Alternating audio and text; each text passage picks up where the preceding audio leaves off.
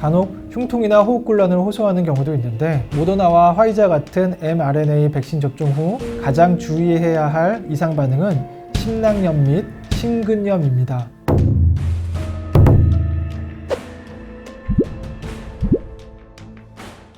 안녕하세요. 저는 용인세브란스 병원 감염내과 김용찬입니다.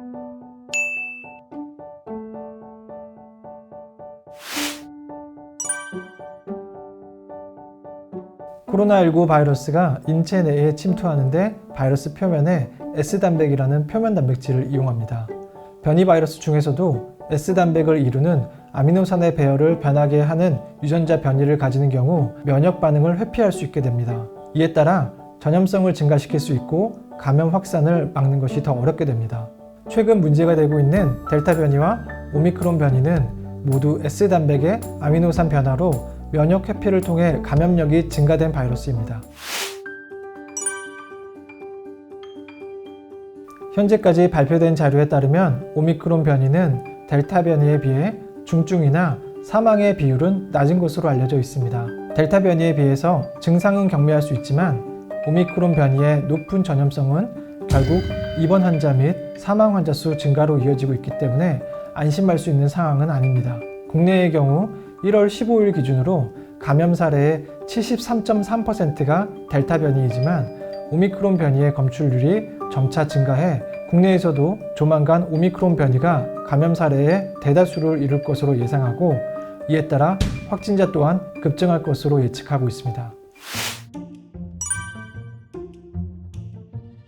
코로나19 2차 및 3차 예방접종은 감염을 예방하는 효과뿐만 아니라 확진자에서 사망을 포함한 중증 진행 위험을 감소시키는 것을 확인할 수 있습니다.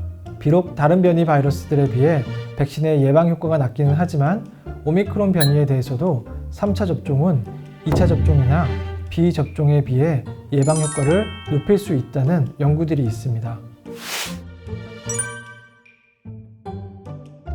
짧아진 접종 간격으로 부작용 발생이 증가한다는 보고는 없지만 줄어든 접종 간격의 장기적인 효과에 대해서는 아직 평가할 수 없는 상태인 것도 사실입니다. 다만 신규 확진이 급증하고 있는 지금과 같은 시기에 짧은 간격의 추가 접종은 감염 차단 및 중증 예방에 분명한 이점이 있습니다.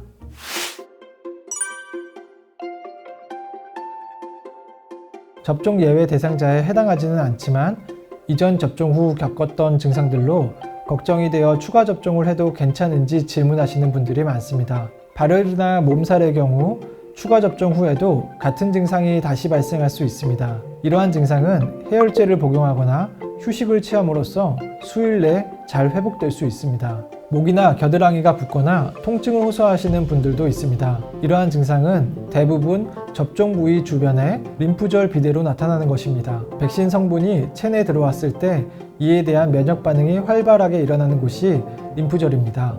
경우에 따라 이러한 반응이 과하게 되면 붓거나 아플 수 있지만 대부분 1, 2주 내에 자연적으로 증상이 소실되고 후유증은 남지 않습니다. 간혹 흉통이나 호흡곤란을 호소하는 경우도 있는데 모더나와 화이자 같은 mRNA 백신 접종 후 이러한 증상을 호소할 때 가장 주의해야 할 이상 반응은 심낭염 및 심근염입니다. 하지만 이와 같은 증상으로 병원에 방문하여 검사 후 이상 소견이 없다는 것이 확인되었다면 심낭염이나 심근염일 가능성은 매우 떨어집니다.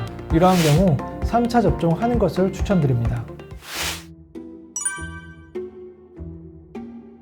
현재로서는 얼마나 자주 몇 차까지 추가 접종을 해야 하는지 예측하는 것은 어렵습니다. 다만 향후 변이주를 타겟으로 만든 백신이 나오고 여러 가지 치료제들이 개발되면 코로나 바이러스 감염을 더욱 효과적으로 예방할 수 있다고 생각합니다.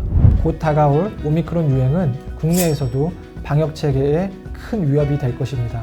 백신 접종과 함께 손 씻기, 마스크 쓰기, 자주 환기하기 등 기본적인 방역 수칙을 철저하게 지킨다면 어려운 시기를 잘 극복해낼 수 있을 것이라 생각합니다. 감사합니다.